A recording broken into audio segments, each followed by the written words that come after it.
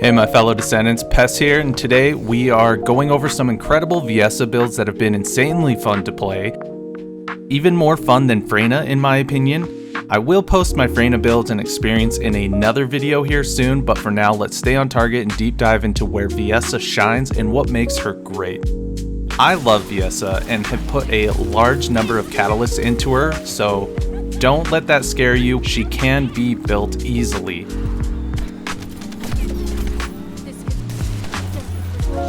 From what I've seen, everyone builds her out to be some solo bosser, which can be done, but I don't recommend it or care to have her function that way since Haley is ice and better in that area of expertise.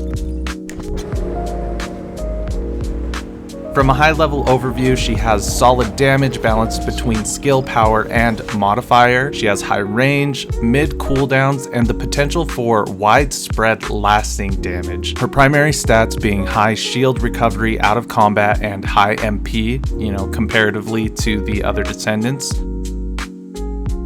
The weapons that I use for these builds are number 1, the Kingsguard Lance. Weapon 2, situational between the Frostwatcher, which you will use when you're in groups, or Enduring Legacy when you're playing solo, so you do have that high weapon DPS in between your skills. And weapon 3, a heavy round sniper or Nazistra's Devotion for additional support, again when playing in groups. So here's a quick summary of the weapons that I have built for Viessa.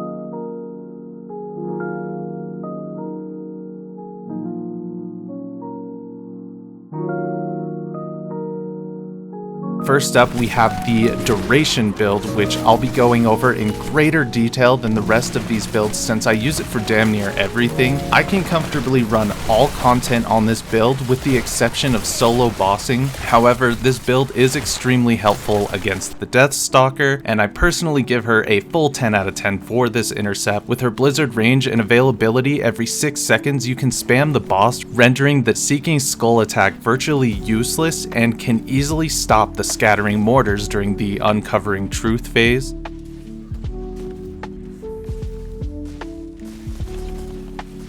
For the other team bosses, I would give her a 6 out of 10 on the Molten Fortress because she can control the mobs and close proximity meteors during the tower phases, and Gluttony she gets 1 out of 10 stars. She provides little to no value and Gluttony is strong against ice.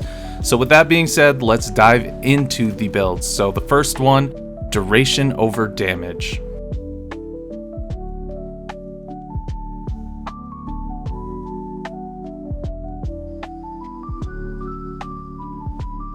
Alright, so here are all of the catalysts that I've done. You don't need the Rutile catalyst on the Descendant mod. I just did it because I have the catalyst and I like Viessa and I like to mess around with her build. So the first one we use is Cold-Bloodedness. Most of you know, but what this does is it decreases skill cost and skill cooldown by replacing Frost Roads out with Cold-Bloodedness.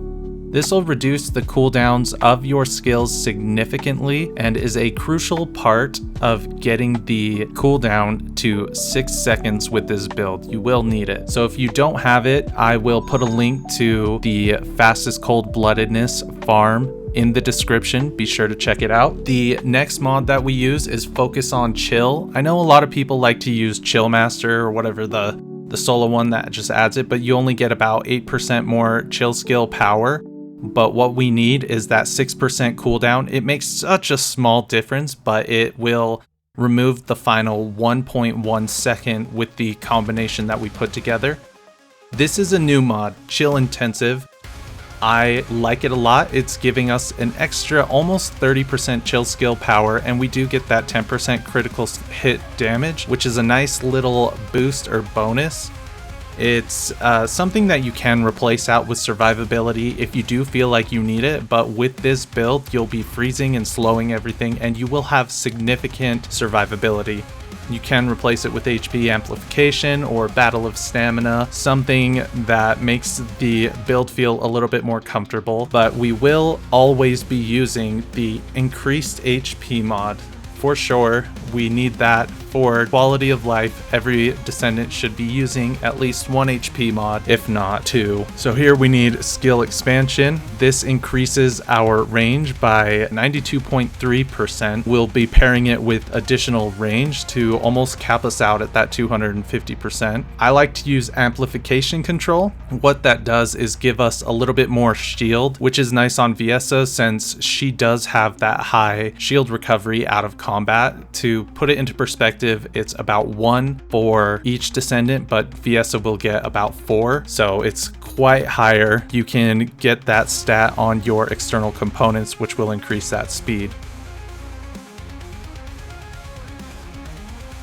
Even though you will get 40% more range, you're losing out on 20% damage, which it's not necessary. You're not getting that much in the trade-off, but that is up to you, and you can put that if you want. So from here, I like to use skill extension. This will all come together in just a moment, but this is to increase that duration. You get almost 2 to 3 seconds here of that blizzard duration, and what that's going to do is increase how many ticks you get per blizzard. So it gives you 1 every second is what I understand, but from 6 to 6.1 to get an additional tick. So from here we'll add maximize duration because we're at 8.8, so we're just under that extra tick. So that will take us from 8.8 to 11.2, which is perfect where we want to be. It's a 1/10 of a second longer than I guess we want it to be, but we are maximizing our damage. In this way, it allows us to have a large area of control, and it will protect you from projectiles from certain enemies, as well as protect you from being approached by enemies if you do need somewhere to hide out. The range is large enough where you usually won't get hit if you hide within the blizzard that you cast. The first cooldown mod that we're really going to use is Nimble Fingers. It's incredible. That gives you 25% cooldown for your skills. When you pair that with Cold-Bloodedness, Focus on Chill, you're getting a lot, but not quite enough, so I use MP conversion. Unfortunately, we do lose 15% MP, but that's completely fine as long as you're not spamming all 3 of your offensive skills. You can continually cast your Blizzard and keep Cold-Bloodedness up.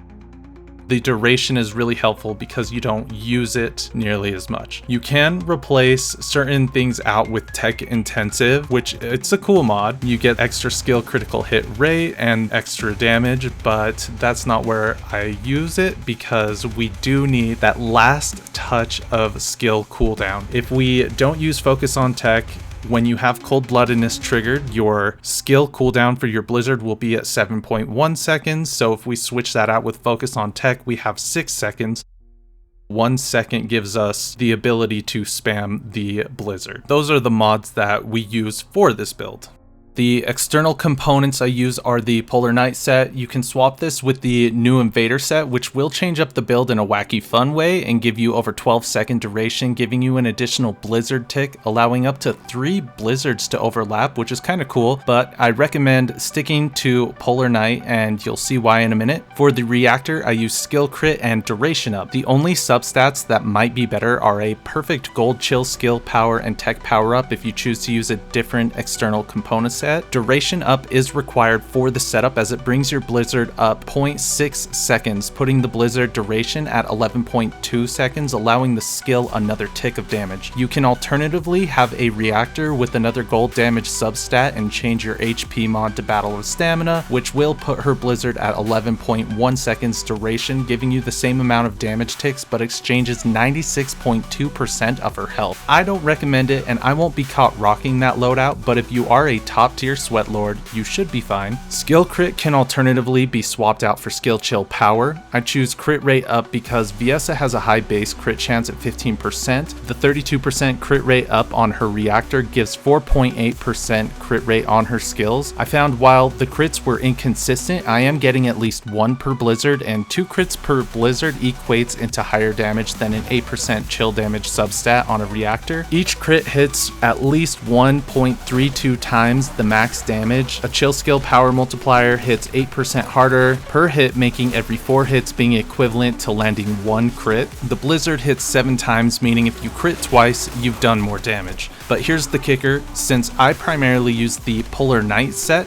I'm running around with 60% more crit damage constantly for a total of 2.04 times damage on a crit, meaning you just need one crit to do more damage than the alternative in a best case scenario. When running around with the Kingsguard Lance, as I mentioned earlier, you will always have that 60% added crit damage for that 2.04 times crit damage, making this infinitely stronger and just the better choice. If you do get a gold chill skill tech power up, you get 0.16 times damage per hit. In other words, every 4 hits will equate into 1 crit with the Polar Knight 60% crit damage buff. While you do still have the chance to get that huge crit hit, this would reduce your crit chance to 15%, giving you the average of 1 crit per blizzard, if that. So while it may hit harder, it will be insanely inconsistent. This doesn't even account for enemy crit resistance. So with all of that being said, if you want more damage, that brings us to the next build variation: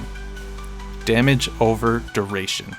Now that we have a basis of the build, we can breeze through these next ones. I use this to maximize Viessa's damage while maintaining area control and convenience. This is focused on burst damage while sacrificing duration and a little bit of cooldown while retaining the range. You can, however, substitute range for duration or additional cooldowns to your preference and playstyle. This build, though, will require timing your abilities appropriately with the enemy movement, team skills, and your cooldowns. Again, we're using Cold-Bloodedness as the go-to mod for Viessa for her Transcendent slot. We use Focus on Skill to get that skill cooldown and chill damage, increased HP and amplification control for survival and range extension, skill expansion, nimble fingers, and MP conversion again for the range and skill cooldown. The primary difference between this and my main build are skill insight, concentration, and front lines, which are used to add crit chance and damage. Then lastly, I switched chill intensive for tech intensive to get 10% more crit chance rather than crit damage. While it does only benefit your blizzard on the damage front, that's fine. We're just focusing to get as many crits as possible with our skills. You can switch front lines with emergency measures and tech intensive with chill intensive. I felt comfortable with this setup at 42% crit rate, but if you want that consistency, then switch them up as you please. You have no duration here, meaning you will have the 6-second blizzard and need to constantly use Cold-Bloodedness. You need to pay a lot of attention to your skill buffs and MP with this build, but you will be doing much more burst damage. You can swap focus on chill to chill specialist for more damage. However, this changes your blizzard from a 7.1 second cooldown all the way up to 10.7 seconds, so it isn't really worth it to me personally.